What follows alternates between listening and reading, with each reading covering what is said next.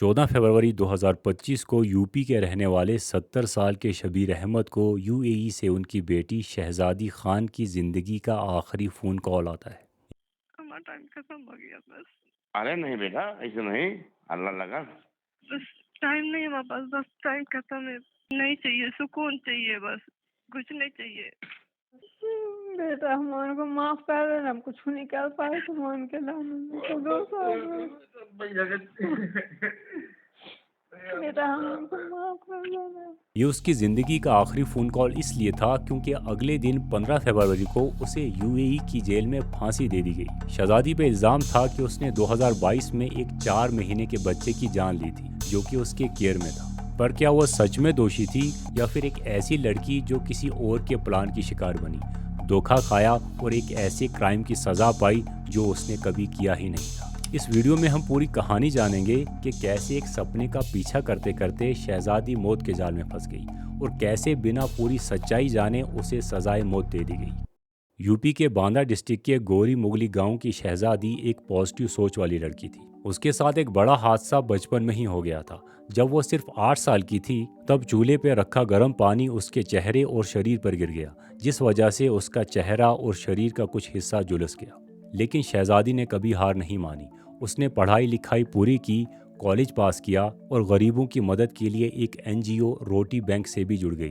शहजादी का सिर्फ एक सपना था कि वो इतने पैसे कमा सके कि प्लास्टिक सर्जरी के थ्रू अपने चेहरे का इलाज करा सके, क्योंकि उसके जले हुए चेहरे के चलते उसका रिश्ता होना मुश्किल हो रहा था। लेकिन 2020 में कोविड के दौरान शहजादी की मुलाकात सोशल मीडिया पे आगरा के लड़के उजैर से हुई।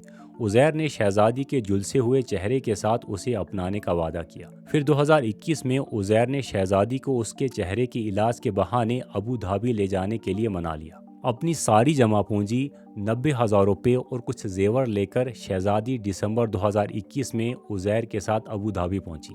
लेकिन अबू धाबी पहुंचने के बाद जो सच सामने आया वो एक नाइटमेयर था। उजैर ने उसे अपनी फूफी नादिया के घर छोड़ दिया। नादिया अबू धाबी की एक यूनिवर्सिटी में प्रोफेसर थी। पहले तो शहजादी को लगा कि वो कुछ दिन वहाँ रहेगी, फिर अपने चेहरे का इलाज करवाएगी, मगर उसके साथ बहुत बड़ा धोखा हो चुका था। दरअसल नादिया एक नौकरानी ढूंढ रही थी जो कि उसके छोटे बच्चे का ख्याल रख सके। उसने उजैर से इस बारे में बात की और उजैर ने शहजादी को अपने प्यार के जाल में फंसा अबू धाबी ले जाकर अपनी फूफी को बेच दिया। उजैर ने सिर्फ 1.5 लाख रुपए में शहजादी को अपनी फूफी के घर की नौकरानी बना दिया। क्योंकि शहजादी पढ़ी लिखी थी तो कुछ ही दिन में उसे सारी सच्चाई समझ आ गई। वो नादिया के घर से निकल कहीं और काम करना चाहती थी ताकि वो पैसे कमाकर अपना इलाज करा सके, पर नादिया ने उसे जाने नहीं दिया। इसके बाद जो कुछ हुआ वो और भी भयानक था। 7 दिसंबर 2022 को नादिया के बच्चे को टीका लगाना था। उस दिन नादिया अपनी ड्यूटी पर थी और घर में सिर्फ शहजादी और बच्चा थे। वैक्सीनेशन के बाद बच्चा लगातार रोने लगा। शहजादी ने फ़ोन पे नादिया को बताया, पर नादिया ने कहा कि ये आम बात है और बच्चे को सुला देने को कहा। कुछ घंटों बाद नादिया घर वापस आई और देखा कि बच्चा सो रहा है, लेकिन उसका रंग नीला पड़ चुका था। तो तुरंत बच्चे को हॉस्पिटल ले जाया गया, पर पता चला कि बच्चा मर चुका है। नादिया और उसके हस्बैंड फैज़ ने हॉस्पिटल पे लापरवाही का इल्ज़ाम लगाया, पर जब हॉस्पिटल ने पोस्टमार्टम करने की बात की तो नादिया और फैज़ ने मना कर बिना पोस्टमार्टम के बच्चे को दफना दिया।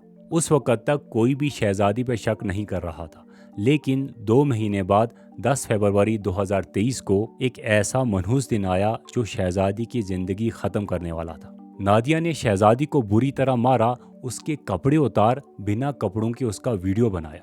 फिर उसे धमकी दी कि अगर वो ये कबूल नहीं करेगी कि उसी ने ही उसके बच्चे का गला घोंटकर जान ली थी, तो ये वीडियो यूपी में उसके घर वालों और पड़ोसियों तक भेज दिया जाएगा, और अगर वो मान जाएगी तो उसे अपने घर वापस जाने दिया जाएगा। दरअसल इसकी वजह ये थी कि शहजादी के वालिद शबीर अहमद के मुताबिक जो वैक्सीन बच्चे को 6 महीने के बाद लगानी चाहिए थी, वो नादिया ने सिर्फ 4 महीने में ही लगवा दी। इसी गलती ने उसके बेटे की जान ली थी, और यही वजह थी कि उसने पोस्टमार्टम करने से भी इनकार कर दिया, क्योंकि सच सामने आने का डर था।